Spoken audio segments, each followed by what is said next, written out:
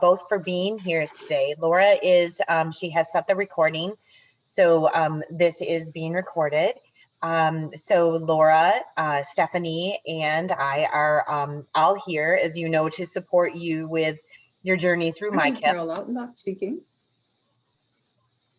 So what we wanted to do was talk a little bit about the MiStrategyBank. This is our 5th MICIP chat, and we'll continue to build those out as we progress through the year here with MICIP. But so welcome to our MiStrategyBank training. So the MiStrategyBank is really an electronic clearinghouse of strategies designed to connect educational data systems, promote and support best practices, and provide information regarding the implementation of strategies in use to support Michigan's education system. That's such a big sentence.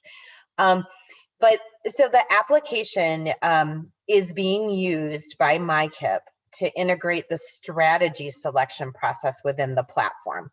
So what that really means is when you come to the strategy portion of the MICIP, we're actually reaching into the MiStrategyBank to pull information out and into your plan.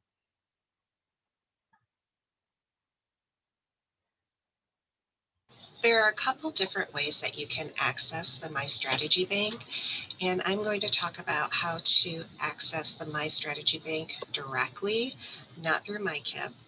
And it can be accessed through the Launchpad.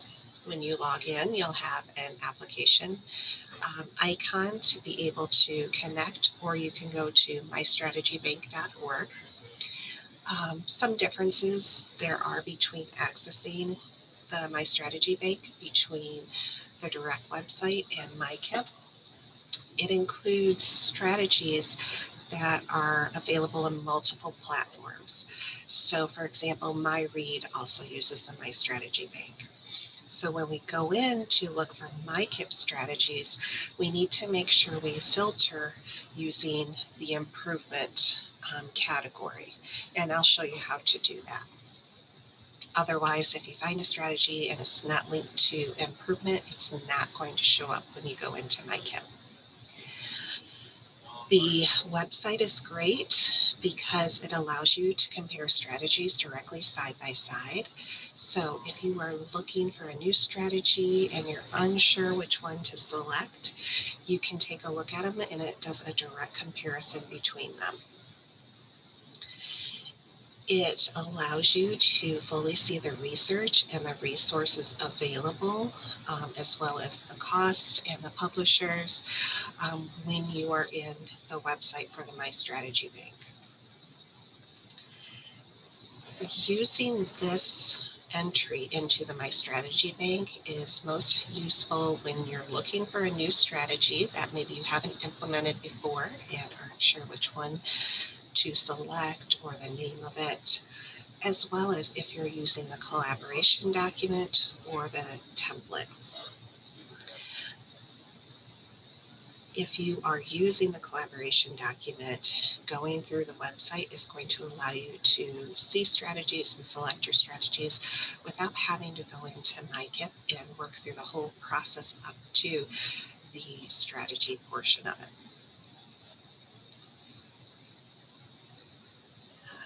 When you log into MiStrategyBank, you will land on your dashboard, but to search for strategies, you click on the master list up at the top, and then you'll get a whole area to, it will list all of the strategies, and then you're able to filter your results.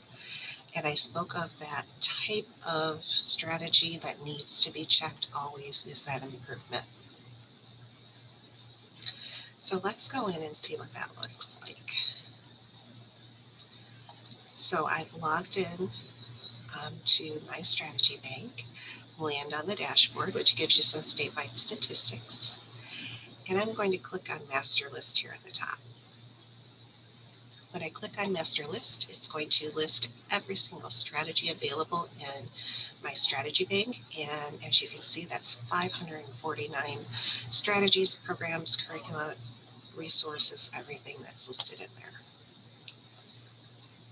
Interestingly enough, when you click on that too, it gives you this list, but it's not in alphabetical order. So you can always toggle here by the name to get alphabetical order. So to find a strategy, I can click on filter results. Again, I got to this right here by logging in, clicking on master list up at the top, and then I'm going to filter results. You can search for a strategy by its title. So let's say I was interested in PBIS. And again, I need to click that improvement type, and then I apply my filter.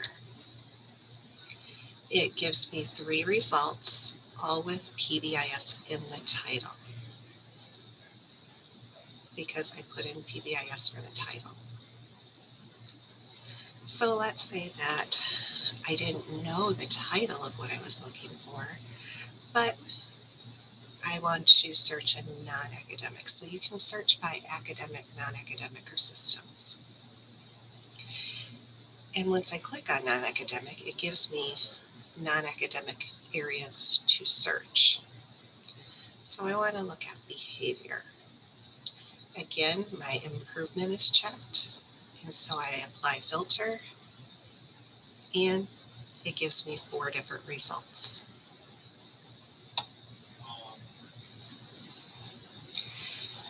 When you filter results, again, you can put in the title, or you can search by domain of academic, non-academic, or systems, and then the related items to each of those domains. You can search by ESSA level. Now, ESSA level is determined by the type of strategy that this is. Is it a peer-reviewed, research-based strategy, or is it something we observed in a classroom and just want to try that out? So all the way from 1 to 4. If you're looking for a specific grade level for a strategy, where these strategies came from. So some of these were located in the What Works Clearinghouse. Some were located in other areas, other different clearinghouses that even I haven't heard of before, like crimesolutions.gov. If you're looking, you can even filter based on the top 10 and 10 goals for the state of Michigan, or who the curator is for that particular strategy. So if, for example, like Heidi, you guys are involved in the blueprint, you could filter by all of the strategies that the blueprint folks have put into the system. If you are looking at early math or ELA from MAISA, you can filter by that. Again, that narrows that selection down for you, but you can go ahead and filter as you see fit and click apply. When I go in, I can see, okay, MTS PBIS behavior, let's try that one. And it's going to give a long description, your short description, ESSA level, what type of license, if there's any cost, if there was a publication date, some essential resources linked to that strategy, and they are actually live links out to the website where these are located. What outcome domains is linked to? Was it linked to a clearinghouse? Again, this is all information someone at MDE has put in there. So when you search behavior, this will come up. When you search social emotional learning, this particular strategy is going to come up. What ages it's appropriate for, genders, and who curated this. So again, I'm just looking at the research here, just trying to see what's in the strategy bank.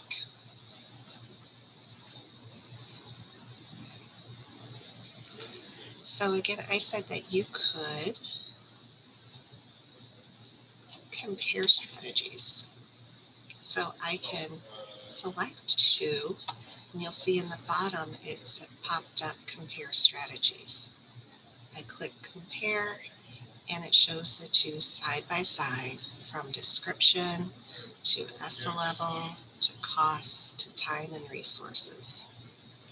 So if you were exploring some different strategies that you weren't sure about and you wanted to compare them, it's nice that they are available here for you.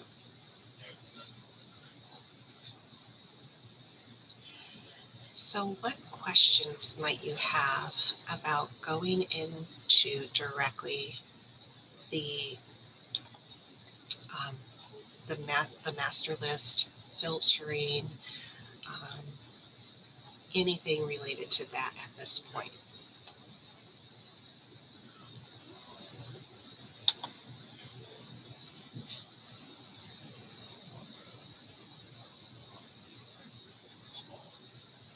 Okay, I'm going to hand it over to Stephanie.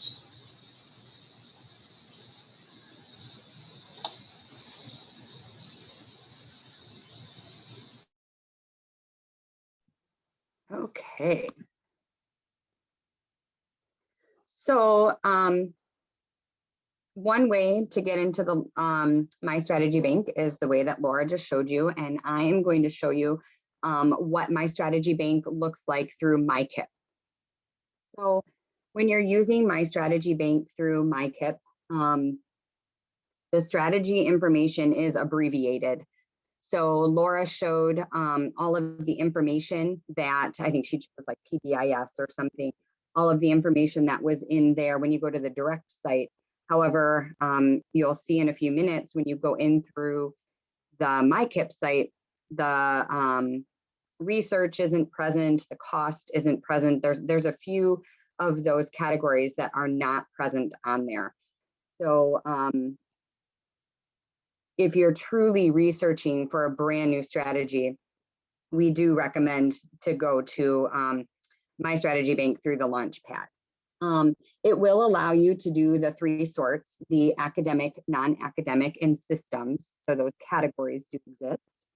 And there are some filters that are present. So you can still do age group, grades, gender, outcomes, and ESSA levels. And it allows you to see those options without leaving the MICIP platform. So those teams that are not using the collaboration document and are just inputting information right into the platform, it is convenient that you don't have to go out to another site to pull those. Again, though, just realize that it does have a little bit more of a limited search if you are trying to find something new. Just a couple screenshots. When you go in, you will have two options. You can search strategies, and you can also browse strategies, which is going to give you some of those filter options.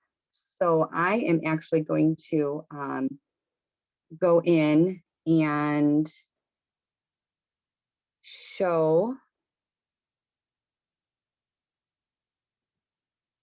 what it looks like in MICIP.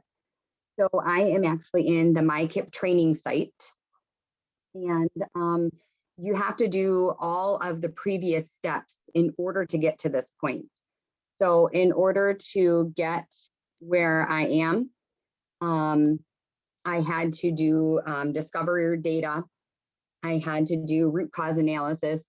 I had to create my challenge statement as well as my measurable goal.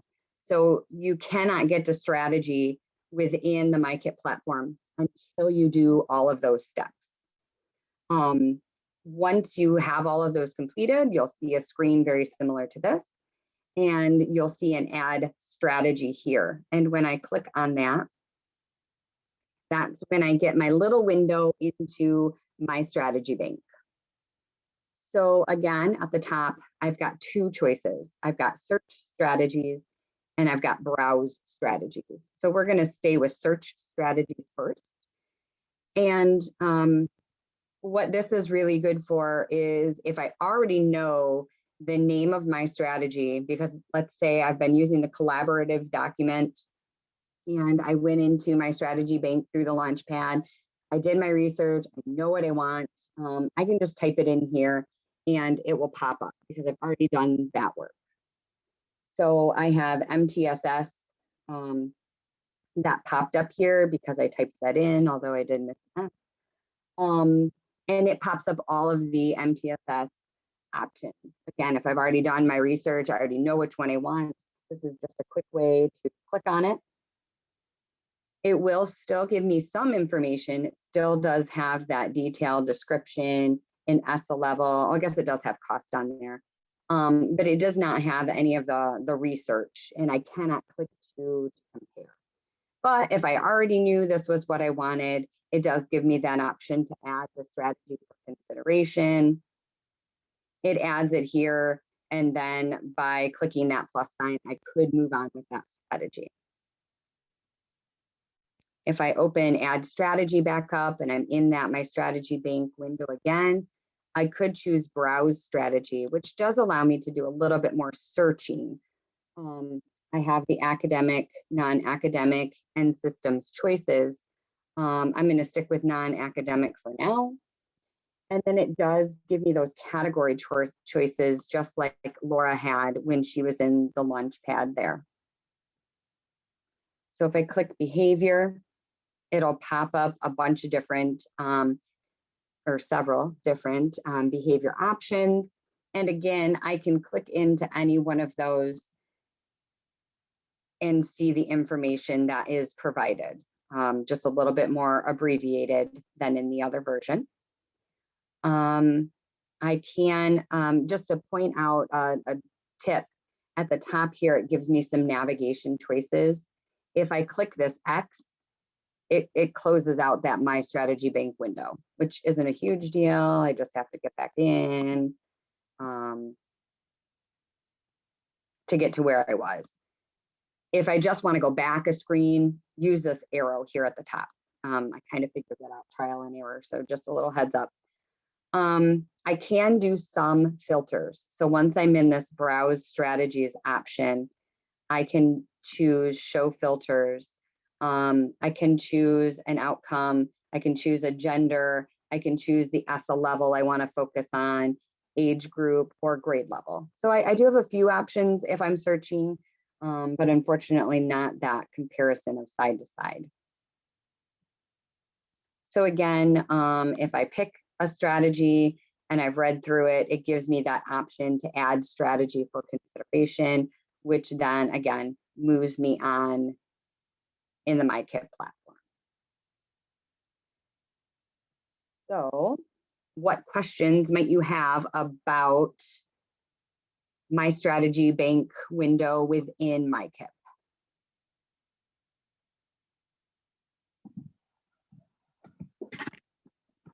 Mine is more about process. I'm just reflecting on, it might be better if we're not sure what strategy and want to look at, you know, options and that kind of thing, to go through the strategy bank, on the My Data Hub cockpit portal, and then go in here once we have an idea and then select and get it in the system. So anyway, I'm just thinking about process and how to pass that on to my school leaders, but that seems to make sense to me. Yes, and you have that exactly right, because it gives you just more of those search options. And that way, when you get into here, if you already have done that search, you just type it in and it's literally just a matter of selecting it. And then I think we've talked a bit about, like, if we're adding a strategy that's not in the bank, we can just create something that's outside of the bank. And then does it get added to the bank for future folks? Well, you are actually leading right into our next piece here. But that's how we rehearsed it last night, right? You did. Yeah. Thank you. All right. No problem. Susan, I will hand it over to you. That was good, Tim. So our next slide talks about what do I do if a strategy is not in the strategy bank. So So there's a couple things that can happen. A district can designate people to add strategies at a district level. And there is an account request form that needs to be filled out so that you can be given an account. What happens is really a district would want to have a process for entering new strategies into the MiStrategyBank. And then the way that Laura went into the tool through the launch pad and the MiStrategyBank would actually be the way that a strategy gets put into that. Another thing that we're suggesting is potentially you could contact us for help as well. I know that, so Tim, to use you as an example with your team, when you came up with your strategy for literacy, Stephanie and I immediately went to the strategy bank and started typing in words, trying to figure out what does the strategy bank call that, because it wasn't what you came up with a strategy definition wasn't what the strategy bank had as their definition. So what we're suggesting too is maybe talk to us first before you add strategies, because we might be able to connect it to something that is already there and save you the time. It is kind of a rigorous process. So so where you saw all of those search pieces that were that Laura went over and Stephanie went over, those are all considerations when putting in a strategy. To who is the curator, what is the ESSA level, so there's a lot of questions to answer. One of the things with knowing is, can your strategy be seen? So if you enter a strategy at a district level, it's only visible to your district. If we add a strategy at an ISD level, it's visible to everybody in the county. Okay, and we do have the option as to enter strategies at a county level as well. Okay, so we can support. So if it's something that you absolutely want in to the bank and it's not there and you need some assistance, we can help with that as well. Thank you. Mm-hmm. And then our last slide for today really is a preview of our next MICIP chat that's coming up. So we are going to focus in on the hexagon tool, and that will be the next portion of that strategy section. Is once you have your strategy, how do you evaluate the potential for that to be successful in your district? And that would be using the hexagon tool. And for both of you, even and Carol, I think Carol dropped off maybe, or she's just out of view here. Oh, she's still there. The hexagon tool was something that was done or is being used in the MTSS work as well. So this may not be as unfamiliar to you as some others. So that will be our MICIP chat number 6 on May 5 and May 11. So what final questions can we answer about the strategy bank?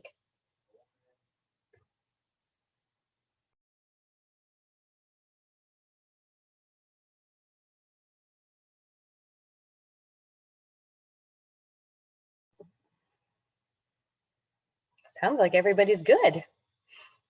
Or you know where your support lies when you hit a barrier. Perfect. Well, we thank you all for joining us today.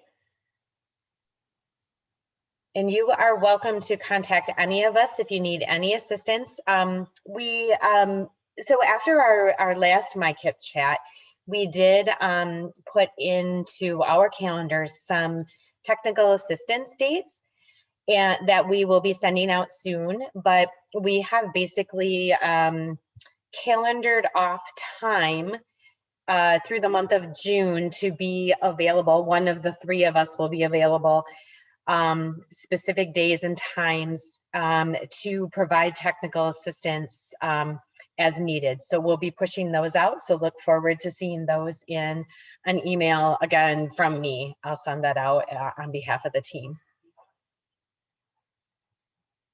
Okay, so well, we hope you have a good rest of your day. And again, thank you for joining us, and let us know how we can help you in the future.